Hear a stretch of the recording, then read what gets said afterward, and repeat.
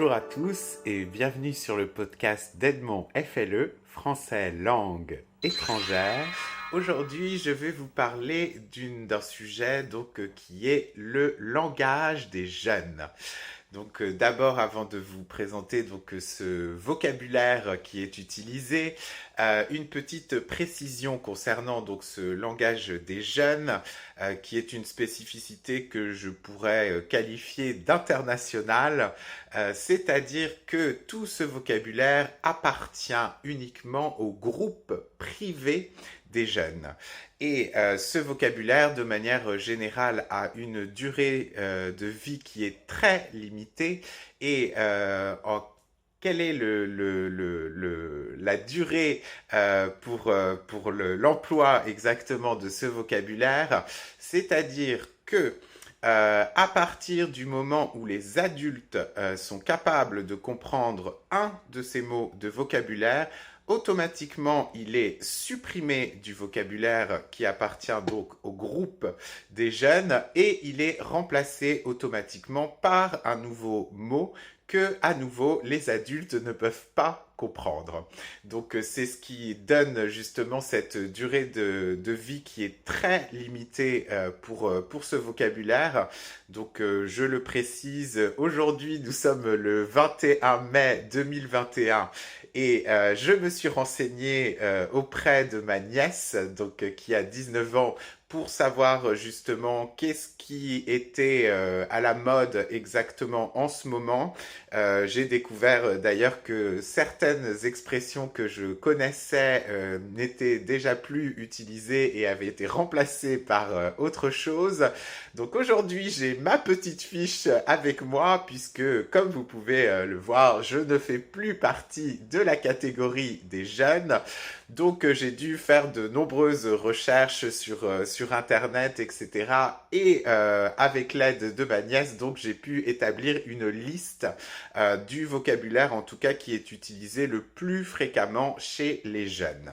Je vais vous donner cette liste de vocabulaire. Et je répète une dernière fois, attention, c'est le vocabulaire qui est utilisé maintenant, mais peut-être que dans un mois ou dans un an, il sera déjà complètement dépassé et aura déjà été remplacé par d'autres choses, comme je vous le disais, à partir du moment où les adultes seront capables de le comprendre. On commence avec la première expression qui est apparue récemment, qui est PETA. PETA, on pourrait se demander ce que c'est. PETA, ça vient en fait du verlan. Le verlan, c'est une technique qui est utilisée depuis quand même pas mal de temps en France, puisque à mon époque, également quand j'étais jeune, c'était quelque chose de très fréquent, c'est-à-dire d'inverser l'ordre des mots. Pour en créer des nouveaux.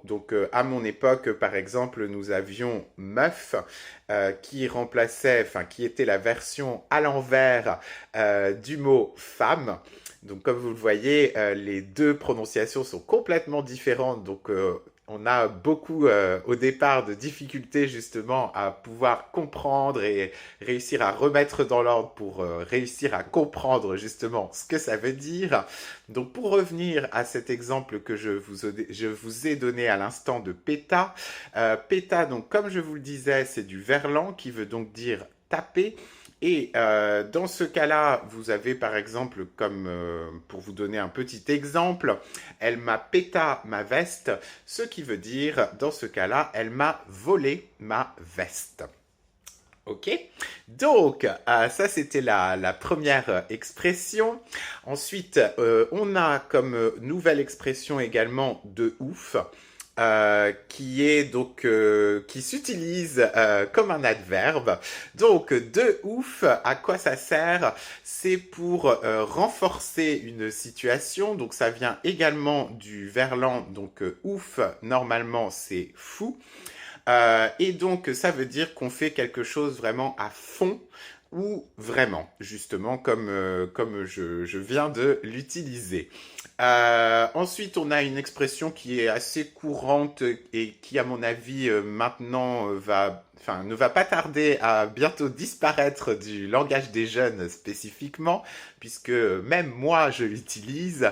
Et donc, cette expression, c'est « je suis au bout de ma vie ». Donc, qu'est-ce que ça veut dire? Ça ne veut pas dire qu'on va mourir. Ça veut dire tout simplement qu'on est très fatigué et qu'on n'a vraiment plus d'énergie pour rien faire du tout. Donc, dans ce cas-là, on utilise cette expression. Donc, je suis au bout de ma vie. Ensuite, on a au départ, cette expression existait plutôt pour le langage texto. Et maintenant, il est rentré dans le vocabulaire courant, c'est-à-dire ces quatre initiales OKLM. Donc OKLM, ce qui veut dire au calme. Donc c'est une expression qui est utilisée quand on veut dire qu'on est tranquille, relax à la maison. Donc en général, ça s'utilise avec par exemple OKLM, posei dans mon canapé. Donc comme vous voyez, dans ce cas-là, il faut rajouter un Y à la fin. Ne me demandez pas pourquoi, mais c'est comme ça. Donc ensuite, on a encore une autre expression qui vient du verlan, encore une fois.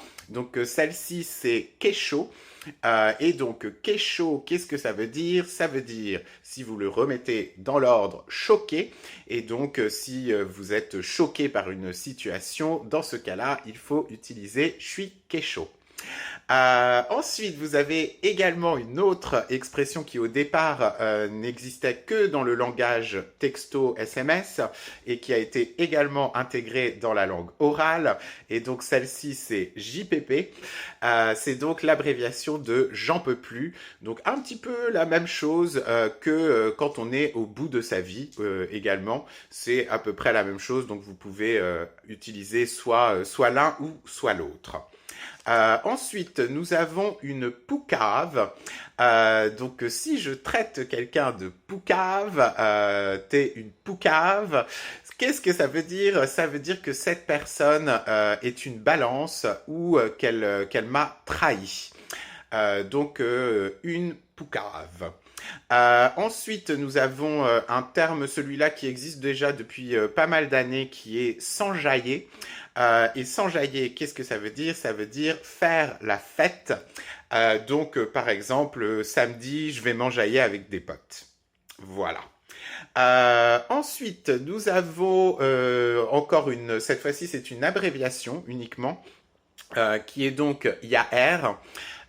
Donc il y a R, le R en question, qu'est-ce qu'il remplace? Il remplace rien. Donc si on le traduit en français standard, ça donne donc il n'y a rien, donc rien ne se passe en ce moment, par exemple. Ensuite, nous avons une autre expression qui vient d'un espèce de détournement également, qui est donc je suis en PLS.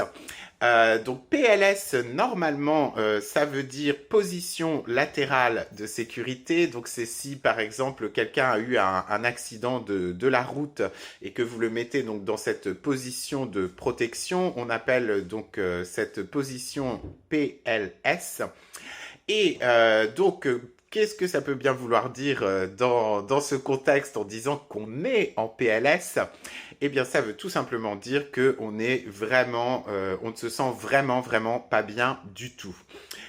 Donc toujours pour ce thème de PLS en particulier, il y a également une autre manière de l'exprimer en disant par exemple je l'ai mis en PLS, donc je l'ai mis en PLS.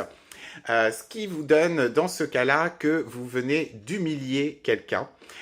Et donc pour humilier quelqu'un, si vous voulez, si vous souhaitez donc exprimer que vous humiliez quelqu'un, dans ce cas-là, il faut utiliser je l'ai mis en PLS. Ensuite, cette expression-là, je ne la connaissais pas, mais je la trouve très mignonne. Je trouve que ça sonne très bien de la dire.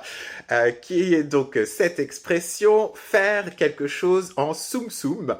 Donc, je trouve que c'est très mignon. Qu'est-ce que c'est que ce soum qui est utilisé? Soum, c'est une version abrégée de sous-marin. Et donc, faire quelque chose en sous-marin, ça veut dire faire quelque chose de manière discrète.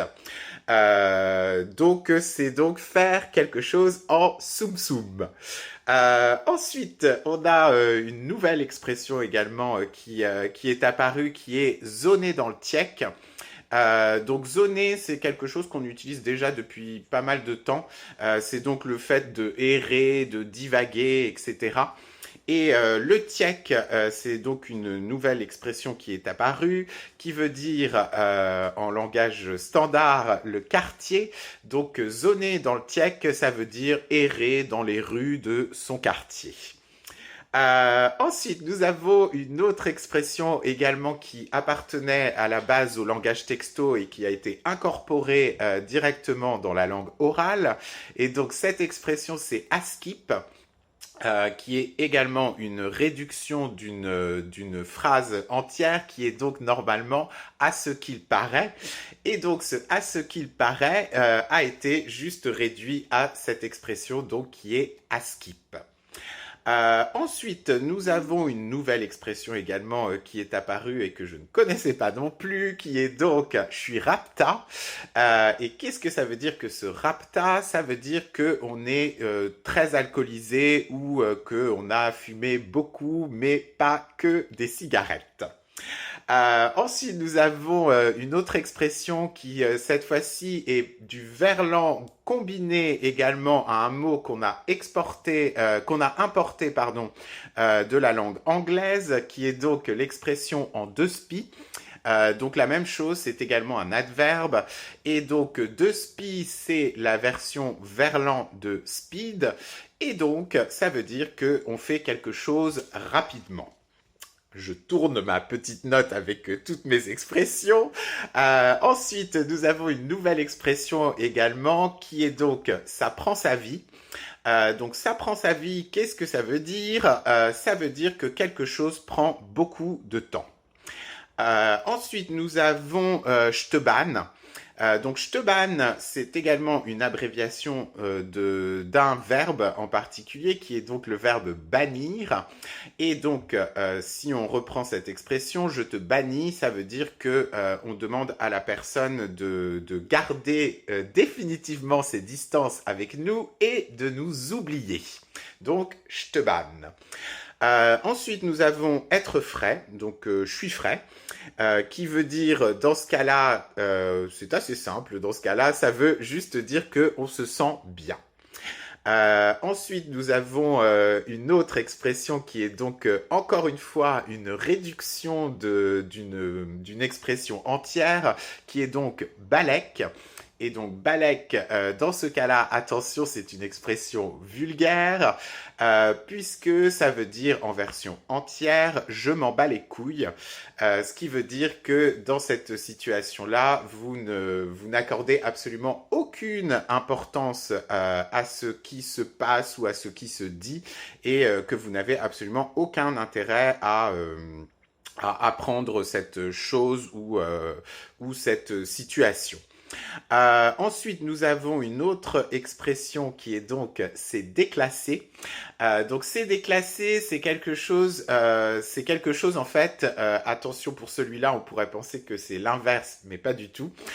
C'est donc quelque chose qui est vraiment très très bien.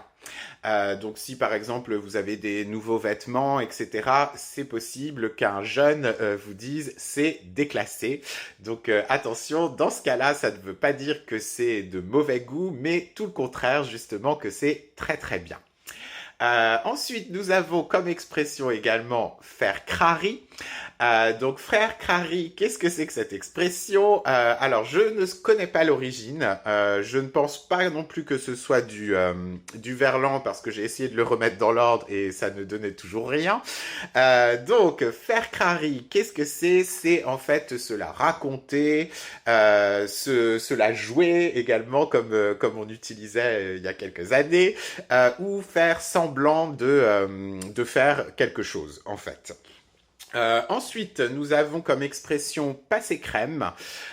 Donc passer crème, qu'est-ce que ça veut dire? Ça veut dire que les choses se passent très bien, de manière très relaxe et sans problème. Donc passer crème comme la crème. Ensuite, nous avons un prank.